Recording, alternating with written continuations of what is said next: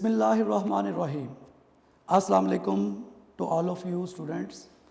बेटे आज का जो हमारा लेक्चर है, आज हम लेक्चर नंबर 11 डिस्कस करेंगे फ़िज़िक्स का, चैप्टर नंबर 9 फ़िज़िकल ऑप्टिक्स।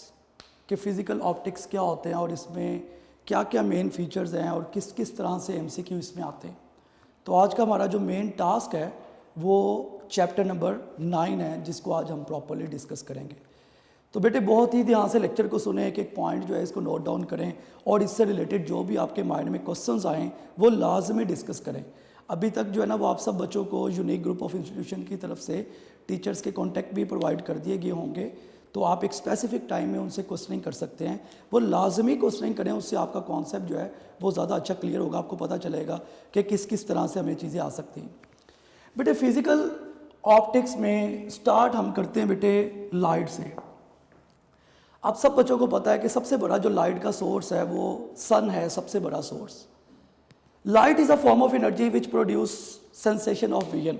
आप लाइट की मदद से ही किसी चीज़ को देख सकते हैं, light he sensation of vision produce करती है। लाइट के बारे में डिफरेंट साइंटिस्ट के डिफरेंट व्यूज़ थे, जो आज भी हम पढ़ते हैं, आज भी उसको डिस्कस करते हैं। सबसे पहला व्यू जो है वो न्यूटन का था। न्यूटन के मुताबिक पार्टिकल्स और corpuscles emitted from a luminous object. Newton ने कहा लाइट जो है ये छोटे छोटे पार्टिकल्स हैं या कॉर्पस्कल्स हैं जो किसी ल्यूमिनस ऑब्जेक्ट से इमिट होते हैं। ये न्यूटन का कॉन्सेप्ट था कि लाइट छोटे छोटे ज़रात पर कॉन्सिस्ट करती है या कॉर्पस्कल्स हैं जो किसी भी ल्यूमिनस ऑब्जेक्ट से इमिट होंगे। उसके लिए न्यूटन जो है वो कॉर्पस्कल्स का वर्ड यूज़ कर रहा था, जिसको आप दानेदार नेचर कहते हैं, छोटे छोटे पार्टिकल्स। हाइजेंस का कॉन्सेप्ट ये था light travel place to place by wave motion. Light एक जगह से दूसरी जगह पे जो है वो वेव मोशन के ज़रिए जाती है, और जितनी वेव मोशन ज़्यादा होती जाती है लाइट की ट्रैवलिंग उतनी ज़्यादा होती है। मतलब light without wave motion move नहीं करती। ये हाइजेंस का कॉन्सेप्ट था जो कि बहुत वैलिड है, आज भी इसको हम पढ़ते हैं। थर्ड जो है वो यंग्स है। थॉमस यंग्स पहला साइंटिस्ट था जिसने फर्स्ट टाइम आप ये कह लें कि इंटरफेरेंस ऑफ लाइट को डिस्कवर किया। इंटरफेरेंस ऑफ लाइट का एक्सपेरिमेंट करके दिखाया कि आप लाइट का इंटरफेरेंस करवा सकते हैं। फर्स्ट टाइम थॉमस यंग्स ने लाइट का इंटरफेरेंस करके दिखाया। सबसे मेन रोल है थॉमस यंग का लाइट के चैप्टर में। लास्ट में है आइंस्टाइन। आइंस्टाइन का क्या कॉन्सेप्ट था? आइंस्टाइन ने जितने कॉर्पस्कुलर नेचर के छोटे छोटे पार्टिकल्स थे उसके लिए वर्ड फोटोन का यूज़ किया। आइंस्टाइन ने कहा कि ये फोटोन है, छोटे छोटे पार्टिकल्स।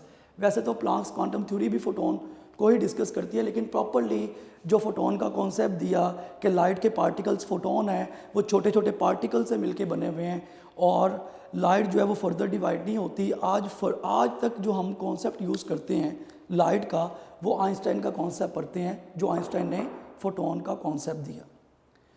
उसके बाद ये एक सिंपल सा मैंने आपको एक सीक्वेंस बताने की कोशिश की है कि electromagnetic wave, gamma rays, X rays, UV, visible, microwave और रेडियो वेव्स, ये टॉप टू बॉटम जो है वो वेवलेंथ इंक्रीज़ हो रही है। और आप सब बच्चों को पता है कि अगर वेवलेंथ इंक्रीज़ होगी तो वहाँ पे फ्रीक्वेंसी डिक्रीज़ होगी। तो ये एक इसका पैटर्न आपको पता होना चाहिए कि टॉप टू बॉटम जो है ये वेवलेंथ जो है वो इंक्रीज़ होती जा रही है, और ज़ाहिर सी बात है कि इसकी जो फ्रीक्वेंसी है वो उसके रिवर्स होगी। तो ये था बेटे इस चैप्टर का इंट्रोडक्शन, जिससे मैंने इस चैप्टर को स्टार्ट किया। फर्स्ट टॉपिक जो इस चैप्टर का है वो है आपके पास वेव फ्रंट। के वेव फ्रंट क्या होते हैं या वेव फ्रंट का क्या कॉन्सेप्ट है। वेव फ्रंट आप ये समझ लें सारे का सारा चैप्टर ही बेस करता है वेव फ्रंट के ऊपर। सारा चैप्टर लाइट वाले जितने भी चैप्टर हैं वो वेव फ्रंट के ऊपर ही बेस कर रहे होते हैं, क्योंकि लाइट एक जगह से दूसरी जगह पे जब भी जाती है वो with the help of wave front जाती है। लाइट विदाउट वेव फ्रंट जो है वो मूव ही नहीं कर सकती। अब जैसे ये अगर लाइट जल रही है, ये लाइट मेरे तक जो पहुंच रही है डिफरेंट वेव फ्रंट की फॉर्म में पहुंच रही है, डिफरेंट टाइप्स के वेव फ्रंट की फॉर्म में पहुंच रही है। इसका मतलब आप ये कह लें कि वेव फ्रंट को हम ये सिंपली वेव फ्रंट के लिए हम ये कहते हैं कि वेव फ्रंट एक ऐसी सरफेस है जिसके सेम फेज ऑफ वाइब्रेशंस होती हैं। एक ऐसी सरफेस जिसकी सेम फेज ऑफ वाइब्रेशंस हैं, उसके लिए आप वर्ड यूज़ करते हैं वेव फ्रंट का। मतलब कोई भी ऐसी सरफेस जिसकी फेज ऑफ वाइब्रेशन सेम है। जैसे आपके पास अगर ये एक सोर्स है, इससे बनने वाली जो फर्स्ट रे होगी ये फर्स्ट वेव फ्रंट होगा, इस तरह सेकंड वेव फ्रंट, इस तरह थर्ड वेव फ्रंट, इस तरह फोर्थ वेव फ्रंट, इस तरह फिफ्थ वेव फ्रंट। लाइट हमेशा यहाँ पे अगर आपके पास सोर्स है तो जितनी भी लाइट ट्रैवल कर रही है वो in the form of wave front travel कर रही है, वो वेव फ्रंट के अलावा ट्रैवल नहीं करती। ये इसका फर्स्ट वेव फ्रंट, ये इसका सेकेंड वेव फ्रंट, ये इसका थर्ड वेव फ्रंट, ये इसका फोर्थ वेव फ्रंट। आप ये समझ लें कि लाइट ने विदाउट वेव फ्रंट ट्रैवल ही नहीं करना, ये पॉसिबल ही नहीं है कि लाइट विदाउट वेव फ्रंट जो है वो ट्रैवल करे। पहले हमेशा याद रखें दो कंसेक्टिव वेव फ्रंट के दरमियान जो डिस्टेंस है वो एक वेवलेंथ के इक्वल होता है। इसका मतलब जो अगले दो वेव फ्रंट हैं उनके दरमियान भी जो डिस्टेंस है वो लैम्डा के इक्वल होगा, अगले जो दो वेव फ्रंट हैं उनके दरमियान भी जो डिस्टेंस है वो लैम्डा के इक्वल होगा। मीन्स के वेव फ्रंट हमेशा दो कंसेक्टिव वेव फ्रंट का जो डिस्टेंस है वो लैम्डा होता है, लैम्डा के इक्वल होता है हमेशा जो डिस्टेंस है। उसके बाद वेव फ्रंट की कई तरह के एग्जाम्पल हैं, मतलब लाइट कभी भी ट्रैवल करेगी वो in the form of wave front move करेगी। अगर मैं इसकी टाइप्स की बात करता हूँ कि वेव फ्रंट कितनी तरह के होते हैं, तो 3 तरह के वेव फ्रंट हम लोग पढ़ते हैं। नंबर 1 जिसको आप बोलते हैं plane wave front, first one जो है वो प्लेन वेव फ्रंट है। सेकंड जो आपके पास होता है उसके लिए आप वर्ड यूज़ करते हैं स्फीरिकल वेव फ्रंट, और थर्ड जो आपके पास है उसके लिए आप वर्ड यूज़ करते हैं सिलेंड्रिकल वेव फ्रंट।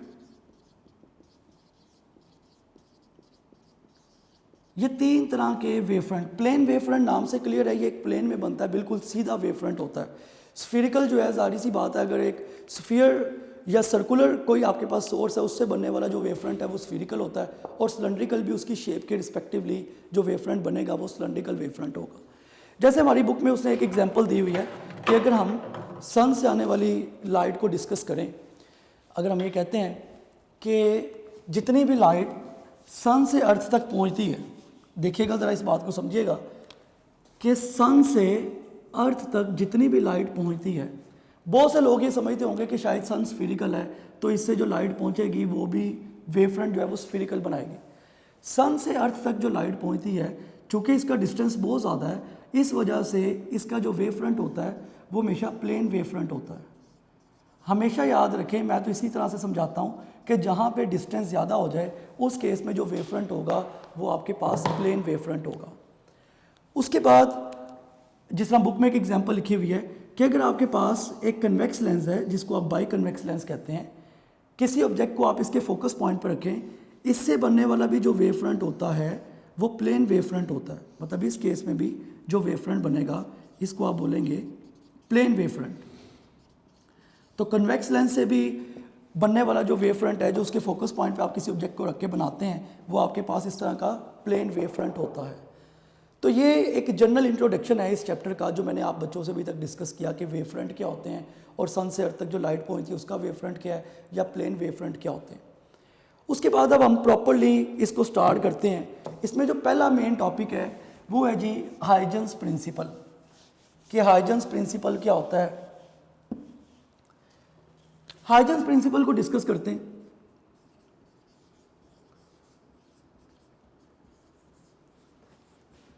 हाइजेंस पहला साइंटिस्ट था जिसने ये बताया कि आप वेव फ्रंट की शेप और लोकेशन भी फाइंड आउट कर सकते हैं। मतलब हाइजेंस के मुताबिक आप शेप ऑफ वेव फ्रंट, जितने भी आपके पास वेव फ्रंट हैं उनकी शेप, उनकी लोकेशन, इसको इजीली आप ड्रॉ कर सकते हैं। ये हाइजेंस का कॉन्सेप्ट था। हाइजेंस उस टाइम भी आप देखें क्या कॉन्सेप्ट दे गया। हाइजेंस ये कह रहा है कि आप वेव फ्रंट को, तब लोगों को भी वेव फ्रंट का नहीं पता था, तो हाइजेंस ये कॉन्सेप्ट दे रहा है कि आप वेव फ्रंट की शेप भी फाइंड आउट कर सकते हैं, आप वेव फ्रंट की लोकेशन भी निकाल सकते हैं। मतलब ये हाइजेंस का कॉन्सेप्ट है। किस तरह से कॉन्सेप्ट है, इसके 2 पॉइंट्स हैं हाइजेंस प्रिंसिपल के। पहला पॉइंट ये है कि अगर आपको एक वेव फ्रंट का पता है, सपोज ये आपके पास एक फर्स्ट वेव फ्रंट है, इसके ऊपर यहाँ पे कंपास रख के आप इस तरह से निशान लगाते जाएं, यहाँ पे कंपास रखे इस तरह से आप इसकी आउटलाइन ड्रॉ करें, इधर भी कंपास रख के आप इसको ड्रॉ करें, निशान लगाएं, तो इससे एक और वेव फ्रंट बन जाएगा। इसी तरह इसके ऊपर एक कंपास रखें और आप इस तरह से आर्क लेंथ इसको ड्रॉ करें और आर्क लेंथ इसकी बनाएं, तो आप एक और जो है वो वेव फ्रंट बना सकते हैं। तो हाइजेंस के मुताबिक अगर आपको एक वेव फ्रंट का पता है तो आप दूसरा वेव फ्रंट भी बना सकते हैं, तीसरा वेव फ्रंट भी बना सकते हैं, चौथा वेव फ्रंट भी बना सकते हैं। ये फर्स्ट पॉइंट था हाइजेंस का। सेकंड में आप ये कह लें कि जिस तरह हमने कहा कि 2 वेव फ्रंट्स के दरमियान में डिस्टेंस जो है वो एक लैम्डा के इक्वल होता है। कोई भी 2 कंसेक्टिव वेव फ्रंट हैं उनके दरमियान में डिस्टेंस लैम्डा के इक्वल है। हाइजेंस के मुताबिक अगर आपने स्पीड फाइंड आउट करनी है तो देखिए स्पीड का फार्मूला होगा v is equal to F lambda. आप इस फार्मूले के मुताबिक स्पीड भी इजीली निकाल सकते हैं। आप c इज इक्वल टू, आप ये फार्मूला यूज़ करेंगे, f लैम्डा की वैल्यू आपके पास, जैसे अगर दो वेव फ्रंट का डिस्टेंस है तो लैम्डा, अगर आपको कहा जाता है कि यहाँ से यहाँ तक का डिस्टेंस मीन्स के first second and third 3 wave front का डिस्टेंस, अगर आप यहाँ से स्टार्ट होते हैं और यहाँ तक का डिस्टेंस लेते हैं तो ये आपके पास 2 लैम्डा हो जाएगा, इस तरह से 3 लैम्डा। तो आप लैम्डा की वैल्यूज़ चेंज कर करके डिफरेंट फ्रीक्वेंसीज़ की वैल्यूज़ को फाइंड आउट कर सकते हैं। उसके बाद अगर आपने डिस्टेंस को फाइंड आउट करना है हाइजेंस के मुताबिक, आप मतलब अगर मैं इस इक्वेशन को डिस्टेंस में यूज़ करता हूँ तो ये डिस्टेंस का फार्मूला है is equal to V T, यानी कि वी डेल्टा टी। आप एस की जगह पे लैम्डा लिखें क्योंकि डिस्टेंस आप लैम्डा के इक्वल ले रहे हैं, 2 से ज़्यादा लेंगे तो 2 लैम्डा हो जाएगा, वी की जगह सी आ जाएगा और इधर डेल्टा टी आ जाएगा। इस तरह से आप वेवलेंथ भी फाइंड आउट कर सकते हैं। मीन्स कि आप अगर आपके पास ये पैरामीटर्स हैं तो आप वेवलेंथ ईजिली फाइंड आउट कर सकते हैं। ये हाइजेंस का कॉन्सेप्ट था। दोबारा सुन लें, हाइजेंस के मुताबिक आप वेव फ्रंट की लोकेशन भी निकाल सकते हैं, वेव फ्रंट की शेप भी फाइंड आउट कर सकते हैं। अगर आपको एक वेव फ्रंट का पता है तो आप दूसरे वेव फ्रंट को इजीली ट्रेस कर सकते हैं। ये हाइजेंस का कॉन्सेप्ट था जो मैंने अभी तक आप बच्चों से डिस्कस किया। अब हम यहाँ पे मैं एक एमसीक्यू डिस्कस करता हूँ। मैं कहता हूँ आप लोग मुझे खुद इसका आंसर बताएं कि 2 sources set to be coherent if they have, 2 sources, उनको आप कोहेरेंट कब कहेंगे? ये सिंपल सा एक एमसीक्यू है कि आपके पास 2 सोर्सेज है, आप उनको कोहेरेंट कब कहेंगे? आप कब ये कहेंगे कि सोर्सेज जो हैं वो कोहेरेंट हैं?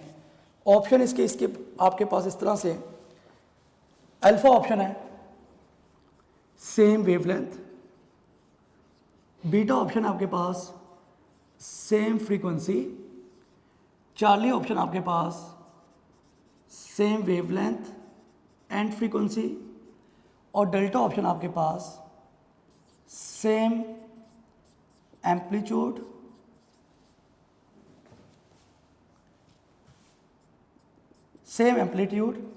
And constant phase difference. तो इस तरह के एमसीक्यू में आप किस तरह चेक करते हैं? देखें, कोहेरेंट सोर्सेज क्या होते हैं? बच्चों के माइंड में ये चल रहा होगा कि सेम वेवलेंथ भी होती है कोहेरेंट सोर्सेज की, सेम फ्रीक्वेंसी भी होती है, चार्ली ऑप्शन है सेम वेवलेंथ एंड फ्रीक्वेंसी, और डेल्टा ऑप्शन है same amplitude and constant phase difference. ये सारे ही ऑप्शन सही हैं। इसमें सबसे परफेक्ट ऑप्शन जो है वो डेल्टा है। उसकी वजह क्या है? हमेशा जब आप एंट्री टेस्ट के क्वेश्चन को सॉल्व कर रहे होते हैं, जो सबसे परफेक्ट ऑथेंटिक ऑप्शन होती है आपने हमेशा उसको टिक करना है, हमेशा उसको आपने सही कंसीडर करना है। इस केस में देखें, सबसे परफेक्ट ऑप्शन है constant phase difference. Constant phase difference हमेशा याद रखें, कांस्टेंट फेज डिफरेंस होगा तो सोर्सेज कोहेरेंट होंगे, अदरवाइज आप उसको कोहेरेंट सोर्सेज नहीं कहते। कोहेरेंट सोर्सेज की मेन आइडेंटिफिकेशन यही है कि उनका कांस्टेंट फेज डिफरेंस होता है, मतलब उनका फेज डिफरेंस चेंज नहीं हो सकता, उसकी वैल्यू हमेशा कांस्टेंट रहती है। नेक्स्ट आपके पास मैं यहाँ पे कहता हूँ कि कंडीशंस क्या हैं इंटरफेरेंस की? कंडीशंस फॉर इंटरफेरेंस, अगर आपने कहीं पे भी इंटरफेरेंस करवाना है तो उसकी क्या कंडीशंस हैं? इंटरफेरेंस किस तरह से हो सकता है, ये कब कब होता है? नंबर 1, जो आपके पास सोर्सेज हैं, सोर्सेज शुड बी या source should be monochromatic. Monochromatic का मतलब ये होता है सिंगल वेवलेंथ, कि जो भी आपने सोर्स यूज़ करना है उसकी सिंगल वेवलेंथ होनी चाहिए। इंटरफेरेंस की पहली कंडीशन है कि सोर्स का मोनोक्रोमैटिक होना ज़रूरी है। Number 2, source should be coherent, जो भी आप सोर्स यूज़ कर रहे हैं उसका कोहेरेंट होना ज़रूरी है। कोहेरेंट का मतलब होता है कांस्टेंट फेज डिफरेंस। और थर्ड आपके पास कि जो भी आप सोर्सेज यूज़ कर रहे हैं वो आपके पास इंटेंस होने चाहिए। ये 3 तरह की कंडीशन है इंटरफेरेंस की। जब भी इंटरफेरेंस आपने करवाना है, लाइट के इंटरफेरेंस के लिए जो सोर्स यूज़ कर रहे हैं वो मोनोक्रोमैटिक होना चाहिए, कोहेरेंट होना चाहिए। मोनोक्रोमैटिक का मतलब सिंगल वेवलेंथ, कोहेरेंट का मतलब कांस्टेंट फेज डिफरेंस, और इंटेंस का मतलब ये होता है जैसे फोकस पॉइंट, एक सिंगल पॉइंट पे फोकस होते हैं सोर्सेज। तो ये इंटरफेरेंस की कंडीशंस हैं कि इंटरफेरेंस के लिए क्या क्या कंडीशंस होनी ज़रूरी है। उसके बाद हम डिस्कस करते हैं कि इंटरफेरेंस की टाइप्स कितनी तरह की है और उनकी क्या कंडीशंस हैं, ये इंटरफेरेंस किस किस तरह से होता है। अब हम इसको इंटरफेरेंस की टाइप्स को डिस्कस करेंगे। इंटरफेरेंस की देखिए दो तरह के टाइप हैं। नंबर वन जिसको आप बोलते हैं कंस्ट्रक्टिव इंटरफेरेंस, फर्स्ट वन जो है उसको आप बोलेंगे कंस्ट्रक्टिव इंटरफेरेंस, और जो सेकंड आपके पास उसको आप कहते हैं डिस्ट्रक्टिव इंटरफेरेंस।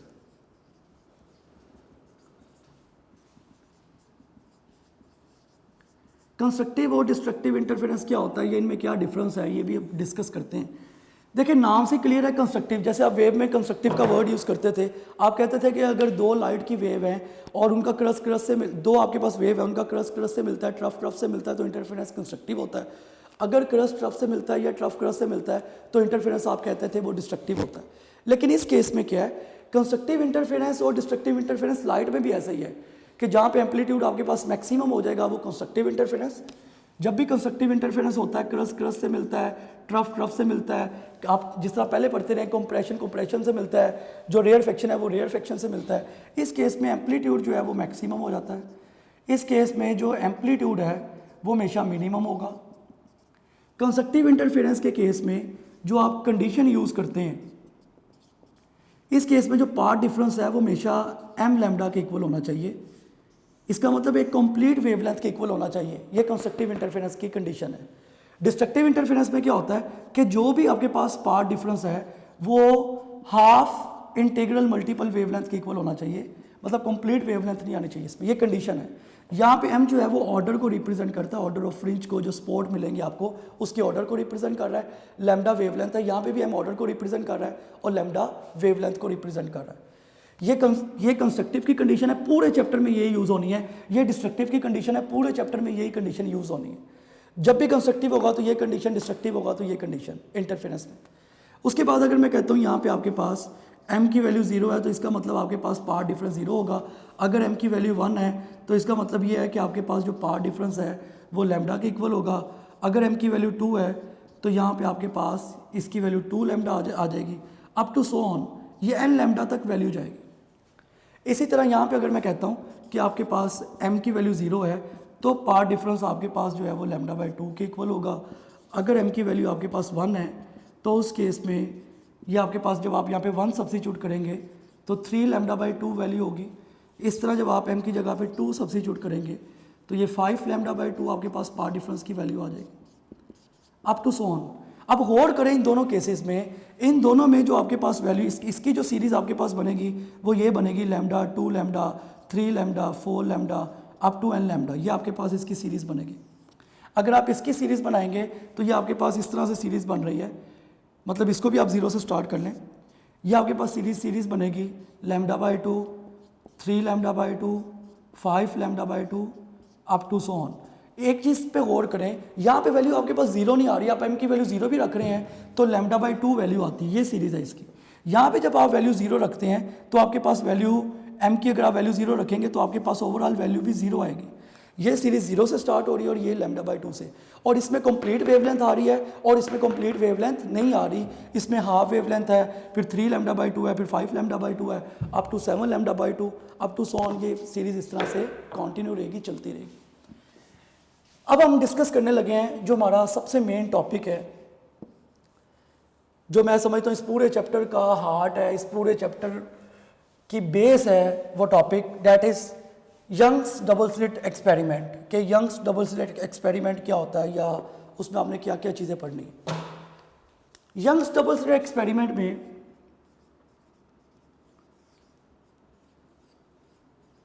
ये ऐसा एक्सपेरिमेंट है जिसकी वजह से ये पूरा चैप्टर डिज़ाइन किया गया। अगर ये एक्सपेरिमेंट ना होता तो शायद ये पूरा चैप्टर ना होता। Young's double slit experiment, Young's चूंकि पहला साइंटिस्ट था 1801 में, यंग्स ने लाइट के इंटरफेरेंस को परफॉर्म किया। इसे लाइट के इंटरफेरेंस को करके दिखाया कि लाइट का इंटरफेरेंस किस तरह से होता है 1801 में।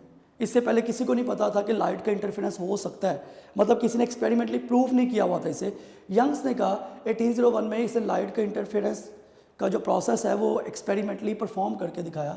इसने कहा कि एनर्जी रीडिस्ट्रीब्यूट हो जाती है, मीन्स की एनर्जी अपने आप को अरेंज करती है, जिसको आप रीडिस्ट्रीब्यूट कहते हैं। रीडिस्ट्रीब्यूट आप ऐसे भी कह सकते हैं कि एनर्जी इंटेंसिटी रीडिस्ट्रीब्यूट हो गई, एनर्जी इंटेंसिटी रीडिस्ट्रीब्यूट। तो 1801 में यंग्स ने लाइट के इंटरफेरेंस को परफॉर्म करके दिखाया, एनर्जी रीडिस्ट्रीब्यूट हो गई, लाइट की एनर्जी इंटेंसिटी रीडिस्ट्रीब्यूट हो गई। यहाँ से ये मेन टॉपिक्स हैं जो एंटी टेस्ट के पॉइंट ऑफ व्यू से इंपॉर्टेंट है। यंग्स ने किया क्या? यंग्स ने डबल स्लिट एक्सपेरिमेंट में देखें, पहले आपके पास यहाँ पे सिंगल स्लिट, आगे जो है वो डबल स्लिट इस तरह से यूज़ की। यहाँ पे आपको एक सोर्स यूज़ कर रहे हैं, वो जारी सी बात है सोर्स का मोनोक्रोमेटिक होना भी ज़रूरी है, कोहेरेंट होना भी ज़रूरी है और इंटेंस होना भी ज़रूरी है। ये तीनों फीचर्स होंगे तो सोर्सेज आप यूज़ कर सकते हैं। इससे यहाँ पे कोई एक सोर्स यूज़ किया, कोई भी एक लाइट यूज़ कर ली, कोई भी एक हम लाइट यूज़ कर रहे हैं जिससे ये इस तरह से लाइट की वेव्स जो है वो आगे जा रही हैं। चूँकि ये आपके पास सिंगल स्लिट है, पहले आगे सिंगल स्लिट है, फिर आगे डबल स्लिट इधर लगी हुई है। जब यहाँ से लाइट की रेज इस स्लिट में से निकली, इसको मैं S0 कह लेता हूँ, निकलने के बाद लाइट की रेज थोड़ी सी बेंट हो गई, क्योंकि जाहिर सी बात है जब लाइट की रेज के रास्ते में कोई रुकावट रखेंगे तो जो लाइट की वेव्स निकल रही हैं वो थोड़ी सी बेंट हो जाएंगी, मीन्स के मुड़ जाएंगी। आगे डबल स्लिट है, कुछ पोर्शन जो है वो ऊपर से गुजरेगा क्योंकि ये वेव आगे आ रही हैं, कुछ पोर्शन ऊपर से पास होगा और कुछ पोर्शन जो है वो नीचे वाले हिस्से से पास होगा। इस तरह इनके मिलने की वजह से लाइट का इंटरफेरेंस हो जाएगा। क्योंकि हमें पता है, देखो ना, बड़ी सिंपल बात है कि जब यहाँ से सोर्स से लाइट निकल रही है तो ये वाली लाइट मुड़ गई, बेंट हो गई, यहाँ पे डिफ्रेक्शन हो गई, और आगे आप डबल स्लिट लगा रहे हैं, एक पार्ट ऊपर से आएगा, एक पार्ट नीचे से आएगा, ये मिलके इंटरफेरेंस करेंगे। क्योंकि लाइट के इंटरफेरेंस के लिए दो चीज़ें चाहिए होती हैं आपको, क्रस्ट का क्रस्ट से मिलना, ट्रफ का ट्रफ से मिलना, मीन्स के दो पार्ट मिलेंगे तो इंटरफेरेंस होगा, अदरवाइज इंटरफेरेंस नहीं होगा। और इस केस में जो स्क्रीन पे आपको उसका इमेज मिला वो इस तरह से था, मतलब जो आपको इमेज ऑब्टेन होता है इस केस में वो इस तरह से है, जैसे यहाँ पे, फिर आगे इतना गैप, फिर यहाँ पे इस तरह से डिफरेंट बैंड्स। मैं ये बैंड्स का आपको ये बताना चाहता हूँ कि किसी जगह पे लाइट बैंड बने, किसी जगह पे डार्क बैंड बने। अब यंग्स बड़ा कंफ्यूज था यहाँ से, मतलब अगर आप खुद सोचें कि पहली स्लिट में से लाइट की रे गुजरने के बाद थोड़ी डिफेक्ट हो गई, उसके बाद एक हिस्सा ऊपर से गुजरा, एक हिस्सा नीचे से गुजरा, इंटरफेरेंस हो गया और स्क्रीन के ऊपर इस तरह की आपको डायग्राम मिली, डिफरेंट आपको जो है वो स्पॉट्स नजर आए, कुछ हिस्सा डार्क था, कुछ हिस्सा जो है वो उसका ब्राइट था। तो इसका मतलब ये स्पॉट मिलने का मतलब ये है कि एनर्जी रीडिस्ट्रीब्यूट हो गई, एनर्जी ने खुद को अरेंज किया। एनर्जी जब खुद को अरेंज करती है तो इस तरह के आपको स्पॉट्स मिलते हैं। मतलब आप तीन तरह के वर्ड यूज़ होते हैं यहाँ पे स्पॉट के लिए। यहाँ पे आप स्पॉट का वर्ड यूज़ कर लें, बैंड का वर्ड यूज़ कर लें, आप फ्रिंज का वर्ड यूज़ कर लें, इन सब का मतलब सेम है। ये तीन तरह के आपको जो है वो स्पॉट, बैंड, फ्रिंज, ये प्रोड्यूस हुए। रियल वर्ड जो है वो बैंड है, क्योंकि बैंड का वर्ड यूज़ होना चाहिए, क्योंकि जितना ब्राइट बैंड है उतना ही डार्क ब्रांड है। रियल वर्ड ब्रांड है, बुक में उसने स्पॉट और फ्रिंज दोनों का वर्ड यूज़ किया। तो ये यंग्स का एक्सपेरिमेंट था कि उसने डबल स्लिट को यूज़ करते हुए लाइट का इंटरफेरेंस करवा दिया। अब जो स्पॉट, पहले इसमें जो टर्म है वो हम कहते हैं कि condition for constructive interference. Young's ने कंस्ट्रक्टिव इंटरफेरेंस की कंडीशन क्या रखी या किस तरह से उसकी इक्वेशन बनाई, क्योंकि हम लोग पहले ही पढ़ चुके हैं कि कभी भी आप यंग्स डबल एक्सपेरिमेंट पढ़ेंगे या आप कंस्ट्रक्टिव इंटरफेरेंस की बात कर रहे होंगे तो पार्ट डिफरेंस जो है वो हमेशा कंप्लीट वेवलेंथ के इक्वल होता है। इसको आप इक्वेशन नंबर 1 बना लें। यंग्स ने जो पार्ट डिफरेंस फाइंड आउट किया वो डी साइन थीटा के इक्वल था, इसको आप इक्वेशन नंबर 2 बना लें। ये यंग्स ने फाइंड आउट किया। डी का मतलब होता है डिस्टेंस बिटवीन स्लिट्स और ये साइन थीटा उसका एंगल जो आप ले रहे हैं। अगर मैं इन दोनों को इक्वेट करता हूँ, इन दोनों इक्वेशंस को, इक्वेशन नंबर 1 और 2 को, तो मेरे पास यहाँ पे ये वैल्यू आ जाती है। देखिएगा ज़रा आप लोग, अगर मैं इक्वेशन 1 और 2 को कंपेयर करता हूँ, मैं यहाँ पे कहता हूँ कंपेयरिंग 1 एंड 2।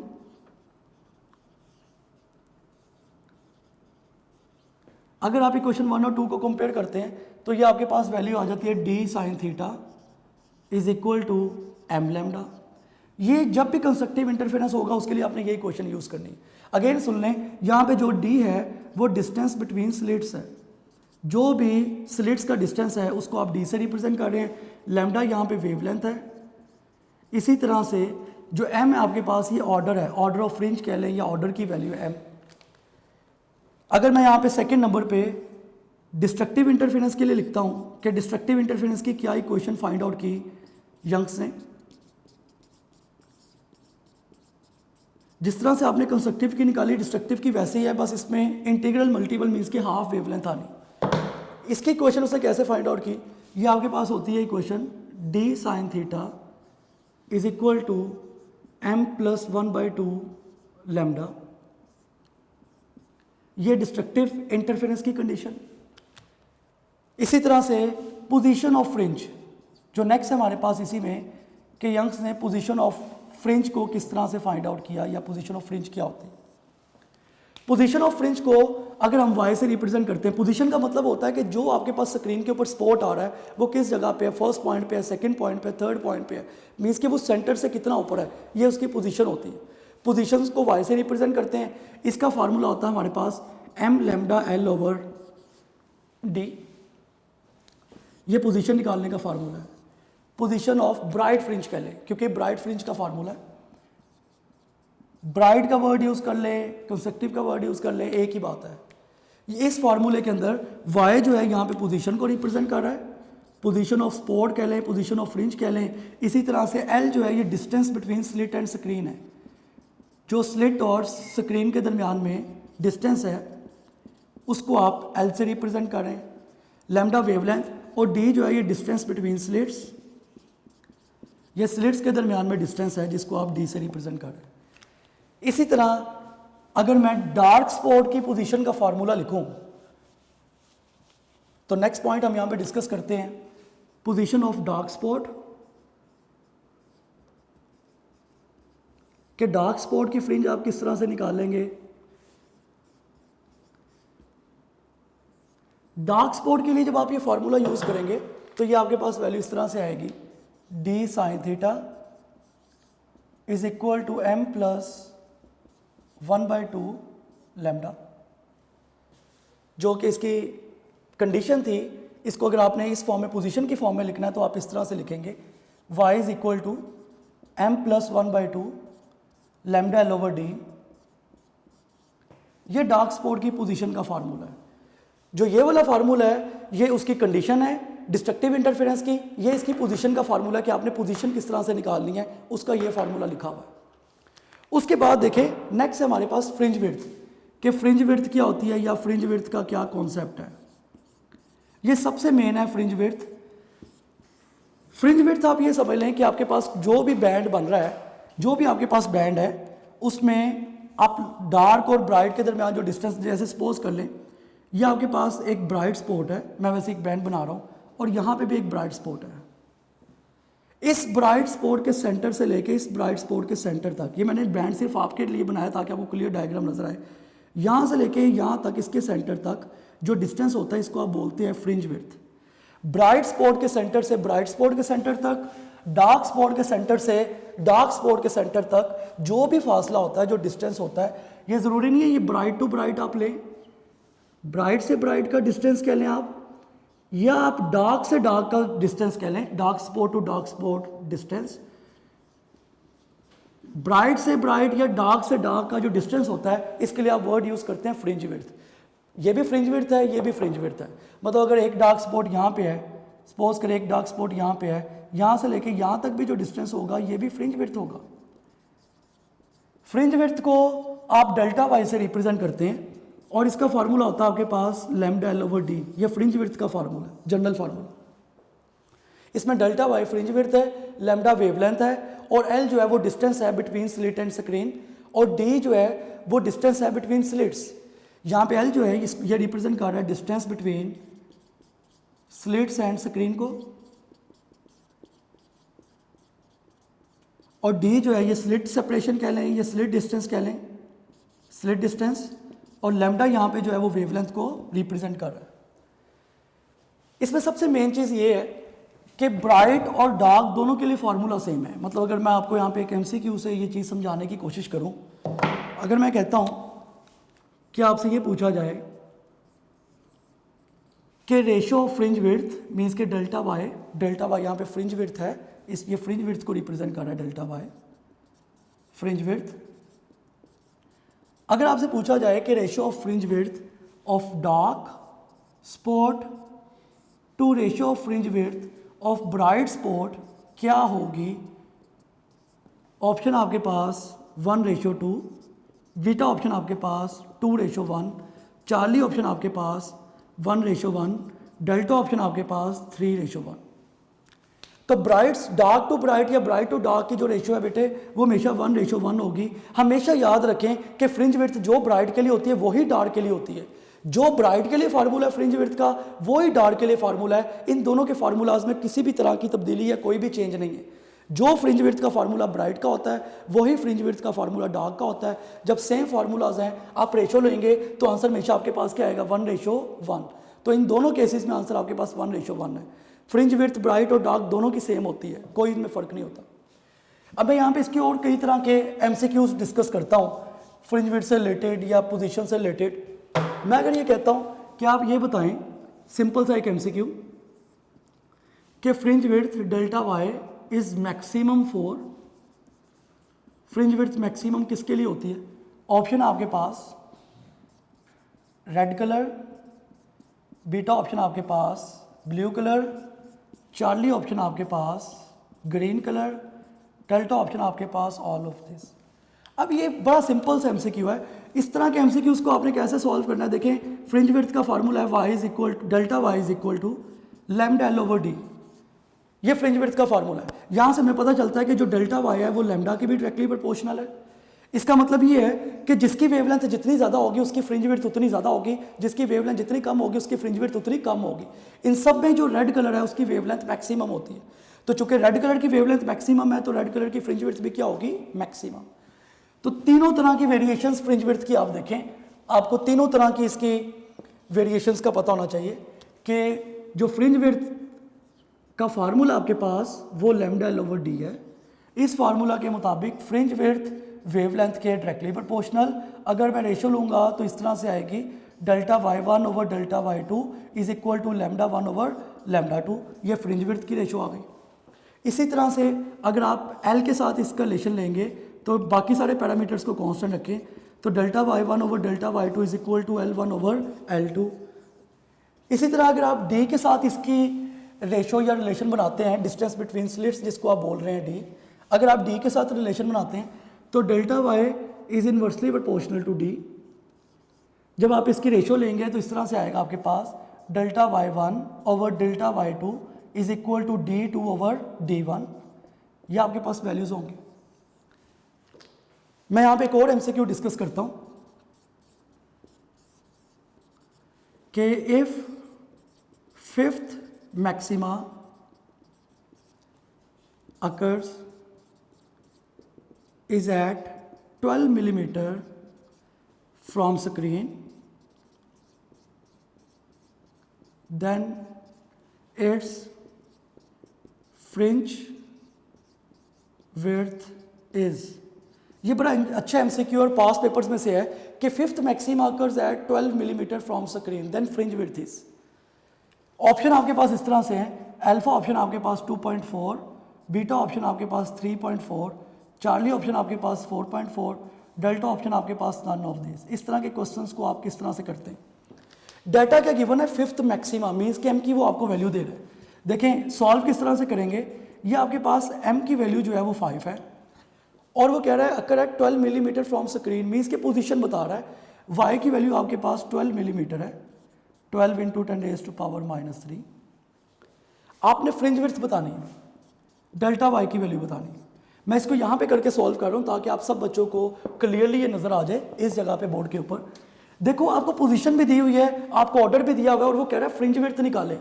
फ्रिंज विड्थ किस तरह से, देखो ये फार्मूला पोजीशन का y is equal to m lambda L over d, ये पोजीशन का फार्मूला। अगर मैं इसको इक्वेशन नंबर 1 बना लूँ, फ्रिंज विड्थ का ये formula delta y is equal to lambda L over d। मैं इसको इक्वेशन नंबर 2 बना लूँ, देखो इक्वेशन 1 में m आ रहा है, इक्वेशन 2 में m नहीं आ रहा, बस यही फर्क है इन दोनों में। अगर मैं यहाँ पे ये काम करता हूँ कि इक्वेशन 2 को सब्स्टिट्यूट कर दे तो इक्वेशन 1 में, देन मेरे पास क्या वैल्यू होगी, ये आ जाएगा y is equal to m lambda L over d की जगह पे आ जाएगा डेल्टा y।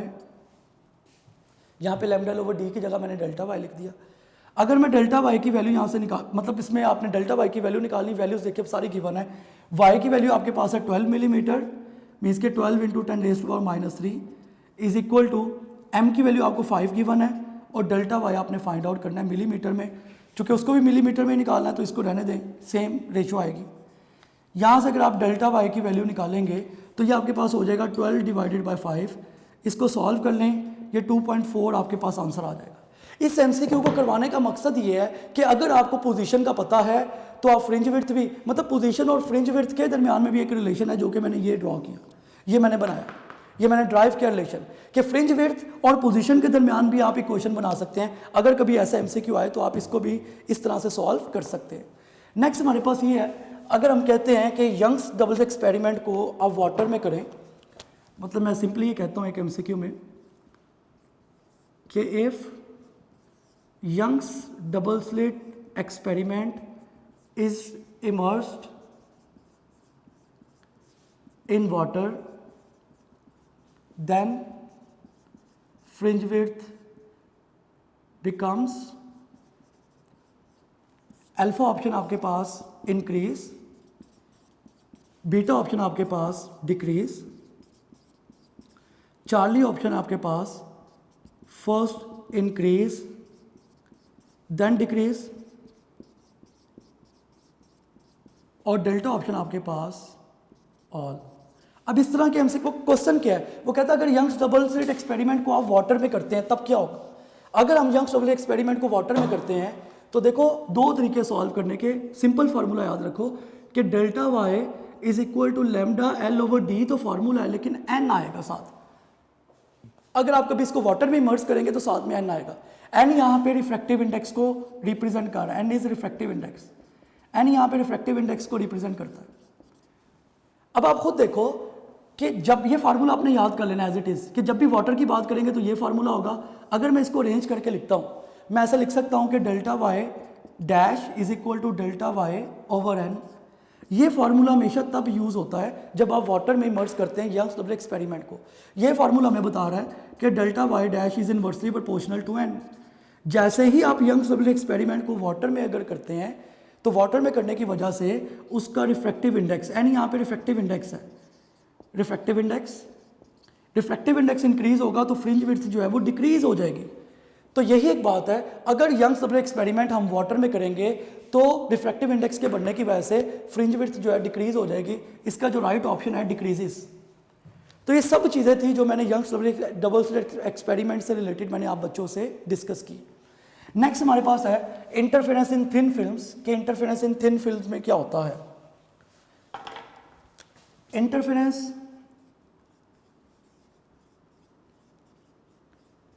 इन थिन फिल्म्स, इंटरफेरेंस इन थिन फिल्म में उस बुक में आपको ये चीज़ बताने की कोशिश की है कि अगर आपके पास डिफरेंट टाइप्स के मीडियम हो, आपके पास जैसे आप यहाँ पे कहते हैं एयर है, फिर वाटर है, फिर हनी है, उससे आपको डिफरेंट टाइप्स के मीडियम शो किए और यहाँ पे कोई एक लाइट की रे आती है। शो उसने इस तरह से किया कि एक हिस्सा उसको ऊपर से लग के चला गया, एक हिस्सा मजीद नीचे आएगा और फिर लाइट की रे जो है वो रिफ्लेक्ट होगी। मतलब लाइट की एक ही रे के टाइम पे दो काम करती है, एक पार्ट उसको ऊपर लग के रिफ्लेक्ट हो गया और एक पार्ट फर्दर रिफ्लेक्ट हुआ और उसके बाद जाके रिफ्लेक्ट हुआ। मीन्स क्या, एक यहाँ से ही वापस चला गया और एक फर्दर नीचे आके वापस गया पार्ट। रैंडमली बात कर लें, ये पॉइंट ए है, बी है, सी है, इसको आप डी बना लें, इसको आप ई बना लें, इसको आप एफ बना लें, डिफरेंट पॉइंट्स बना लें। ये जो पाथ डिफरेंस है, देखो एक रे यहाँ से यहाँ तक चली गई, दूसरी रे फर्दर नीचे तक आई, ये वाला हिस्सा इसका पार्ट डिफरेंस देखो, इतना हिस्सा इसका एक्स्ट्रा है, ये एक्स्ट्रा पार्ट है ये वाला, क्योंकि ये दोनों रेज यहाँ पे इक्वल हो जाती हैं। जो एक्स्ट्रा पार्ट है इसको आप बोलते हैं पार्ट डिफरेंस। तो वो आपको इस टॉपिक में यही बताना चाहता है कि जब डिफरेंट मीडियम होती है, लाइट की रे एक रे ऊपर से चली जाती है और एक रे फर्दर नीचे आती है और नीचे आके फिर रिफ्लेक्ट होती है। इनका जो पार्ट डिफरेंस है वो किस पे डिपेंड करता है, सबसे मेन चीज़ है डिपेंडेंस ऑफ पार्ट डिफरेंस। इनका जो पार्ट डिफरेंस है वो किन पैरामीटर्स पे डिपेंड करेगा, दो चीज़ों पर डिपेंड करता है। नंबर वन जिसको आप कहते हैं angle of incidence, angle of incidence change कर देंगे जो पार्ट डिफरेंस है वो चेंज हो जाएगा, ये वाला जो पार्ट डिफरेंस है। सेकंड जो है वो आप कहते हैं thickness and nature of film, path difference दो चीज़ों के ऊपर डिपेंड करता है। Number one, angle of incidence के ऊपर। एंगल ऑफ इंसिडेंस चेंज करेंगे तो पाथ डिफरेंस, ये वाला हिस्सा पाथ डिफरेंस का मतलब एक्स्ट्रा पार्ट, देखो ऊपर वाली रे यहाँ से गई, नीचे वाली यहाँ से गई, यहाँ पे तो ये दोनों इक्वल थी, ये जो इतना उसने डिस्टेंस कवर किया, ये पार्ट डिफरेंस। तो एक्स्ट्रा पार्ट कह लें, ये जो पार्ट डिफरेंस है आपके पास, ये वाला जो पार्ट डिफरेंस है, ये दो चीज़ों पर डिपेंड कर रहा है, एंगल ऑफ इंसिडेंस पे, thickness and nature of film के ऊपर। ये चीज़ें आपको पता होनी चाहिए। नेक्स्ट है हमारे पास न्यूटन्स रिंग। न्यूटन्स रिंग में क्या मेन चीज़ें हैं, या न्यूटन्स रिंग में आपने क्या चीज़ें याद रखनी है वो सुन लें आप। नेक्स्ट है जी न्यूटन्स रिंग।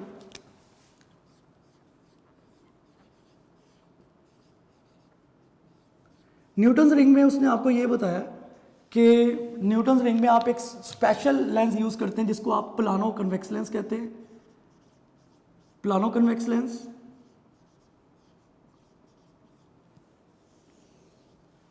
उसके अलावा न्यूटन्स रिंग के अंदर जो प्लानो कन्वेक्स लेंस होता है, इसकी लॉन्ग फोकल लेंथ होती है, ये भी आपको पता होना चाहिए। इसकी लॉन्ग फोकल लेंथ है प्लानो कन्वेक्स लेंस की। और तीसरी सबसे मेन चीज़ ये कि इसका जो सेंटर है, न्यूटन रिंग का हमेशा जो सेंटर है बच्चों वो डार्क होगा। पूरे के पूरे चैप्टर के अंदर सेंटर हमेशा ब्राइट, लेकिन न्यूटन्स रिंग का जो सेंटर है वो हमेशा डार्क होता है। पूरे के पूरे चैप्टर में न्यूटन्स रिंग का जो सेंटर है वो डार्क है। लेकिन बुक का ही एक शॉर्ट क्वेश्चन है, अगर हम ट्रांसमिटेड लाइट यूज़ करें, अगर हम ट्रांसमिटेड लाइट यूज़ करें तो इसका जो सेंटर है वो डार्क की बजाय ब्राइट हो जाएगा। मीन्स कि उसमें फेस डिफरेंस जो है वो 180 का आ जाएगा, ब्राइट हो जाएगा इसका जो सेंटर है। ये चीज़ें सारी की सारी आपको पता होनी चाहिए कि सेंटर इसका डार्क होता है, ट्रांसमिटेड लाइट से इसका सेंटर जो है वो ब्राइट हो जाता है। नेक्स्ट है आपके पास माइकलसन इंटरफेरोमीटर, कि माइकलसन इंटरफेरोमीटर क्या होता है या उसका क्या कॉन्सेप्ट है।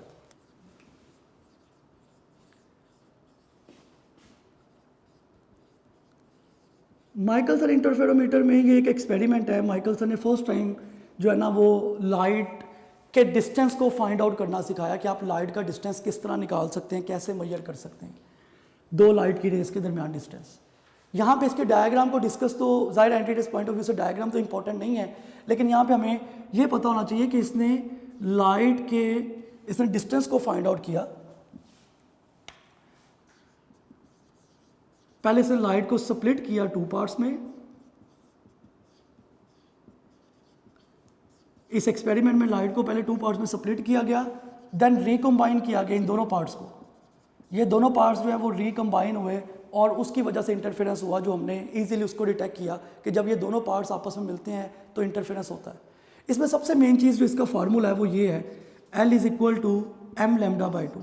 ये सबसे मेन चीज़ है इसका फार्मूला। यहाँ पे L जो है ये डिस्टेंस है, जो मूवेबल मिरर इसमें लगा हुआ है इसकी डायग्राम में, L जो है उसका डिस्टेंस है। अब ये मूवेबल मिरर का डिस्टेंस आप यहाँ पे इसको लिख लें कि मिरर डिस्टेंस है जो मूवेबल मिरर होता है, मूवेबल मिरर डिस्टेंस। आप इसके डिफरेंट एमसीक्यूज बनाएं। अगर मैं यहाँ पे सिंपली कहता हूँ m आपको पता है ऑर्डर ऑफ फ्रिंज है और लैम्डा आपके पास वेवलेंथ है। अगर मैं यहाँ पे कहता हूँ कि मूवेबल जो मिरर है उसके डिस्टेंस को मैं चेंज करता हूँ, मतलब अगर आपको एमसीक्यू इस तरह से पूछा जाए कि मूवेबल जो मिरर है उसका डिस्टेंस आपने 4 लैम्डा कर दिया, देन m की वैल्यू क्या होगी। देखो आपने इसको बहुत इजीली आप इसे सॉल्व कर लो। फार्मूला आपने यही यूज़ करना है। फार्मूला आपके पास L = m λ/2। L की जगह 4 लैम्डा लिखो, m एज इट इज़, या अगर वो m की वैल्यू आपको दे देता है कि m की वैल्यू आपके पास फर्स्ट है, जैसे मैं इस MCQ को फर्दर चेंज करता हूँ कि m की वैल्यू आपके पास 1 है जी, लैम्डा निकालें। ठीक है, m की वैल्यू आपके पास 1 है, आप यहाँ पे 1 यूज़ करें, लैम्डा एज इट इज़ आ जाएगा /2। ये लैम्डा इस लैम्डा से कैंसिल आउट हो जाएगा।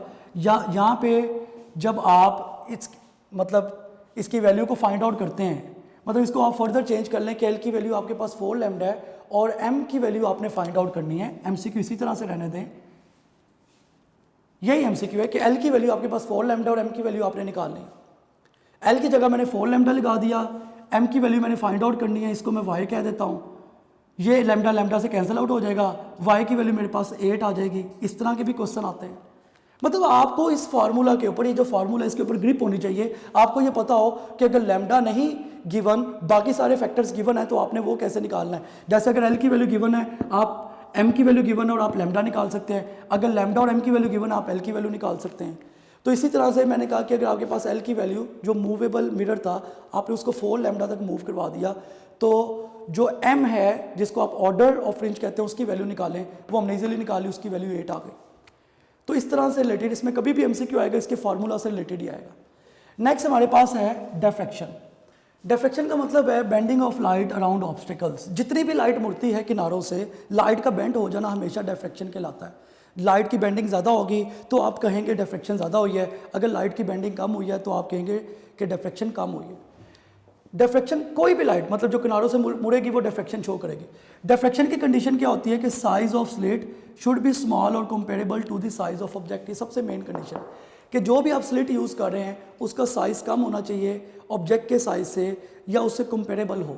अगर स्लिट का साइज़ आप बड़ा रखेंगे तो उससे आप डिफ्रैक्शन को सही परफॉर्म नहीं कर पाएंगे, डिफ्रैक्शन नहीं होगी। मेन टॉपिक डिस्कस करते हैं डिफ्रैक्शन में, विच इज़ डिफ्रैक्शन ग्रेटिंग। देखिए डिफ्रैक्शन ग्रेटिंग क्या होती है। डिफ्रैक्शन ग्रेटिंग में आप सिंपली ये कह लें कि अगर आपके पास एक सिंगल प्लेट है, आप इसको इसी तरह से कहते हैं, बुक में यही कॉन्सेप्ट है कि आप यहाँ पे एक वन प्लेट यूज़ करें और उसके ऊपर आप स्मॉल नंबर ऑफ स्लिट्स लगा दें, स्मॉल स्लिट्स हों और नंबर ऑफ स्लिट्स जो हैं वो आप एक प्लेट के ऊपर लगा दें। ग्लास प्लेट आप लिख लें, सिंगल ग्लास प्लेट। मैं तो ये क्लास में भी एक्सपेरिमेंट करवाता होता हूँ, बल्कि इसका प्रैक्टिकल करवाता होता हूँ लेक्चर के दौरान, कि एक ग्लास प्लेट लेके उसके ऊपर डिफरेंट स्लिट्स लगाई हुई हैं। डिफरेंट आपके पास एक ग्लास प्लेट है, उस पर नंबर ऑफ स्लिट्स आपने लगाई। अब आप एक सोर्स यूज़ करेंगे और सोर्स में से लाइट पास करवाएंगे। मतलब मैं लाइट्स ऑफ कर देता हूँ, लेज़र लाइट जब यूज़ करता हूँ तो उसमें से जब मैं सोर्स को यूज़ करते हुए स्लिट में से लाइट को पास करता हूँ, मतलब समझें कि ग्लास प्लेट है, इसके ऊपर स्लिट्स हैं, नंबर ऑफ स्लिट्स, मैंने एक लाइट को यूज़ किया और इसमें से पास करवाया, उसका इमेज ऐसे दीवार पे बनेगा। जब उसका इमेज दीवार पे बनता है तो वो लाइट जो है वो मुड़ी होती है, थोड़ी थोड़ी सी बेंट हुई होती है, तो बच्चे जो है ना उससे बड़े खुश होते हैं। एक्चुअली यही तो डिफ्रैक्शन है कि लाइट का मुड़ जाना ही तो डिफ्रैक्शन को शो कर रहा होता।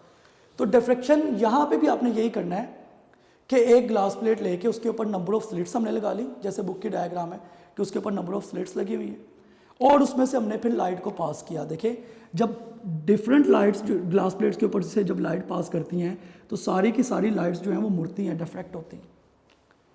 इसका मतलब एक ग्लास प्लेट लें, उसके ऊपर नंबर ऑफ स्लिट्स आप लगा दें और बाद में कोई भी एक सोर्स आप जो लेज़र का यूज़ कर रहे हैं, लेज़र लाइट यूज़ कर रहे हैं, उसमें से आप सोर्स को यूज़ करते हुए लाइट को पास करें तो वहाँ पे डिफ्रैक्शन होगी। डिफ्रैक्शन के केस में हमेशा ये क्वेश्चन याद रखिएगा, D sine theta is equal to M lambda. ये कंडीशन आपको पता होनी चाहिए जब भी आप डिफ्रैक्शन की बात करेंगे। ये कंडीशन डिफ्रैक्शन में बेशक आप ब्राइट डार्क की बात कर लें, वैसे इंटरफेरेंस में तो ये था ना लहदा फार्मूला से, डार्क का लहदा फार्मूला था, ब्राइट का लहदा फार्मूला था, लेकिन डिफ्रैक्शन में फार्मूला हमेशा सेम होगा, D sine theta is equal to M lambda. अब यहाँ पे आप इसकी वेरिएशन चेक कर लो कि मैं कहता हूँ डी और साइन थीटा देखो आपस में मल्टीप्लाई हो रहे हैं। अगर मैं इसको कांस्टेंट रखता हूँ तो मुझे ये पता चलता है कि डी और साइन थीटा एक दूसरे के इन्वर्सली प्रोपोर्शनल आएंगे। मैं अगर रेशो बनाऊंगा तो इस तरह से आएगी d1/d2 is equal to sine theta 2 divided by sine theta 1, ये रेशो आएगी। इसी तरह से कह लो कि एम और लैम्डा भी आपस में मल्टीप्लाई हो रहे हैं। अगर मैं यहाँ पे एम और लैम्डा का रिलेशन बनाऊंगा तो एम और लैम्डा एक दूसरे के इन्वर्सली प्रोपोर्शनल। रेशो आप बनाओगे तो इस तरह से आएगी m1/m2 is equal to lambda 2/λ1, ये आपके पास रेशो आएगा। इसका मतलब डी साइन थीटा ओवरऑल इसके डायरेक्टली प्रोपोर्शनल। अब मैं यहाँ पे एक सिंपल एमसीक्यू डिस्कस करता हूँ। मैं कहता हूँ कि अगर आपके पास डिस्टेंस बिटवीन स्लिट्स डी की वैल्यू, जो डिस्टेंस बिटवीन स्लिट्स है वो 4 लैम्डा है, सपोज आपके पास डी की वैल्यू जो है वो 4 लैम्डा है यहाँ से, और जो आपके पास जो ऑर्डर है उसकी वैल्यू 1 है। आप एंगल थीटा की वैल्यू निकालें। ऐसे क्वेश्चन भी कई दफ़ा आते हैं, वो ट्रिकी टाइप की उसने स्टेटमेंट लिखी होती है। कॉन्सेप्ट इसी तरह का होता है कि डी की वैल्यू आपके पास 4 लैम्डा, मतलब वो ये कहेगा कि जो स्लिट सेपरेशन है वो 4 टाइम्स ऑफ वेवलेंथ के इक्वल है, 5 टाइम्स ऑफ वेवलेंथ के इक्वल है। अगर मैं इसमें डाटा सब्स्टिट्यूट करता हूँ, ये आएगा मेरे पास 4 lambda sine theta is equal to, जो नेक्स्ट वैल्यू होगी मेरे पास m की जगह पे 1 आ जाएगा और लैम्डा एज इट इज़। देखो अब सॉल्व करोगे लैम्डा लैम्डा से कैंसिल आउट हो जाएगा, ये आ जाएगा 4 sine theta is equal to 1। और मैंने यहाँ पे अगर मैं साइन थीटा की वैल्यू निकालता तो वो मेरे पास आएगी 1/4। मैंने थीटा की वैल्यू निकालनी है, वो होगी साइन इनवर्स 1/4। इस तरह के भी एमसीक्यूज आते हैं जो आपने सॉल्व करने होते हैं।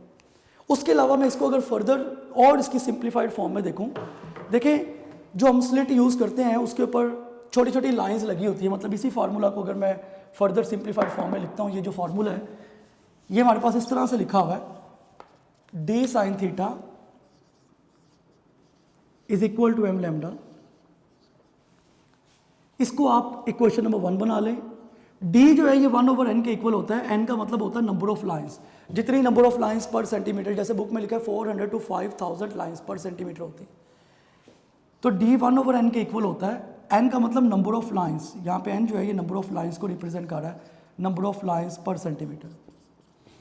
अगर मैं इसकी वैल्यू को इसमें सब्स्टिट्यूट करता हूँ तो ये आ जाता है 1/n sine theta is equal to M lambda. कोई भी किसी भी तरह का आपको डिफ्रैक्शन का फार्मूला आ जाए, डिफ्रैक्शन का एमसीक्यू किसी भी लेवल का एमसीक्यू हो, आपने हमेशा ये फार्मूला लगाना और आंसर निकालना है। डिफ्रैक्शन के क्वेश्चन को सॉल्व करना इसी वजह से सबसे आसान है, उसकी वजह यह है कि इसका फार्मूला ही एक है, इस फार्मूले से आपने बाहर नहीं जाना। अगर उसने आपको डी की वैल्यू दी है तो ठीक है, एज इट इज़ यही फार्मूला यूज़ कर लें। अगर आपके पास डी की वैल्यू गिवन नहीं है तो आप ये वाला फार्मूला इस तरह से यूज़ करें, लेकिन इसमें मेन प्रॉपर्टी ये है कि डिफ्रैक्शन का एक ही फार्मूला है, एक से ज़्यादा फार्मूलाज आप यूज़ नहीं करते। तो ये डिफ्रैक्शन है, इसका ग्राफ लाजमी देख लीजिएगा कि एजिस के ऊपर जैसे ही आप ओरिजिन से पीछे आते हैं तो ग्राफ का बिहेवियर क्या और एजिस के ऊपर ग्राफ का बिहेवियर क्या है, वो लाजमी उसको एक दफ़ा देखिएगा। ये हमारे पास डिफ्रैक्शन ग्रेटिंग है, इस फार्मूला को अपने दिमाग में अच्छी तरह से बैठा लें, ये इसका की पॉइंट है। ये फार्मूला ये आपको आता है, आप हर तरह के एमसीक्यूज कर सकते हैं, हर तरह के एमसीक्यू यहाँ पे हो जाएंगे सॉल्व। नेक्स्ट हमारे पास जो इसका लास्ट टॉपिक है दैट इज पोलराइजेशन। पोलराइजेशन क्या होती है या पोलराइजेशन का क्या कॉन्सेप्ट है वो हम डिस्कस करते हैं। पोलराइजेशन बड़ा मेन टॉपिक है, उससे रिलेटेड कई तरह के एमसीक्यूज जो हैं वो पेपर में आते हैं और आते भी रहे हैं। पोलराइजेशन का मतलब होता है कि लाइट की जो वेव्स हैं उनको एक प्लेन में कन्फाइंड करना। देखें जैसे मैं ये एक ऑर्डिनरी लाइट देख रहा हूँ, मुझे नहीं पता इसके कितने प्लेन है, ये स्कैटर्ड है, बिखरी हुई है लाइट। अगर मैं लाइट को एक स्पेसिफिक प्लेन में ले आता हूँ उसका मतलब होता है मैंने लाइट को पोलराइज कर दिया, पोलराइजेशन कर ली। तो पोलराइजेशन का मतलब है कि लाइट वेव्स को कन्फाइंड करना, लेके आना एक सिंगल प्लेन में। अगर वन प्लेन के अंदर लाइट की रेज आएंगी तो उसके लिए आप वर्ड यूज करेंगे polarisation, polarise light. One plane कह लें, पोलराइज लाइट कह लें, एक ही बात है। अगर एक से ज़्यादा प्लेन है तो लाइट की रे पोलराइज नहीं होगी, वो अनपोलराइज होगी। अगर मैं सिंपली कहता हूं कि मोर देन 2 प्लेन्स, अगर लाइट की वेव्स के मोर देन 2 प्लेन्स हैं तो इसका मतलब ये है कि ये अनपोलराइज लाइट होगी।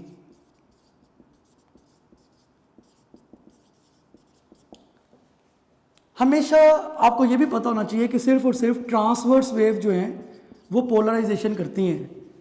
जो ट्रांसवर्स वेव्स होंगी वो पोलराइजेशन का प्रोसेस करेंगी और इसके अलावा कोई भी वेव पोलराइजेशन का प्रोसेस नहीं करती, ट्रांसवर्स वेव ही करती हैं। अब पोलराइजेशन होती किस तरह से है देखिएगा ज़रा।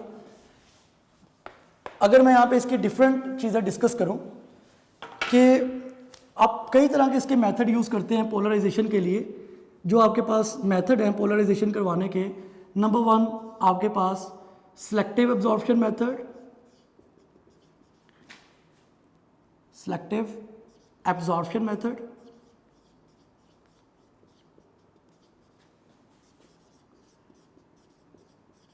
नंबर 2 पे आपके पास है reflection method, reflection of particles भी है।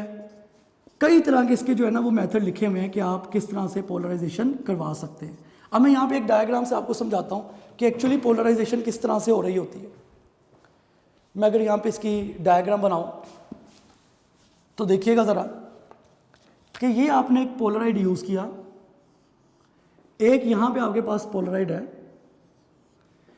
जैसे ही लाइट यहाँ से पास होगी, ये मेरे पास अनपोलराइज लाइट थी जो हमने यूज़ की, अनपोलराइज लाइट। जैसे इस पोलराइड में से पास हुई और लाइट यहाँ पे आई तो ये पोलराइज्ड हो गई, लाइट एक प्लेन में आ गई। जैसे आप मार्केट में पोलराइज ग्लासेस मिलते हैं, वो यूज़ करते हैं, वो ग्लासेस जो है वो इंटेंसिटी को चेंज करते हैं, रिड्यूस करते हैं। पहला फीचर ये है पोलराइजेशन का कि जब भी आप अनपोलराइज लाइट यूज़ करते हैं, जैसे सपोज करो अनपोलराइज लाइट की इंटेंसिटी जो है, इसको मैं कहता हूँ ये मेरे पास A² थी। जब ये लाइट पोलराइज हो जाएगी, पोलराइज अनपोलराइज लाइट जब भी पोलराइज हो जाती है तो याद रखिएगा कि लाइट की इंटेंसिटी ऑफ हो जाती है, ये आपके पास आ जाएगी a²/2। मैं अगेन ये पॉइंट रिपीट कर रहा हूँ कि अनपोलराइज लाइट जैसे ही पोलराइज होती है तो उसकी इंटेंसिटी ऑफ हो जाती है। यहाँ पे आप लिख भी लें कि इंटेंसिटी जो है वो हाफ हो जाएगी किस केस में, जब लाइट पोलराइज होती है। इसके कई तरह के एमसीक्यूज आप खुद बना लें।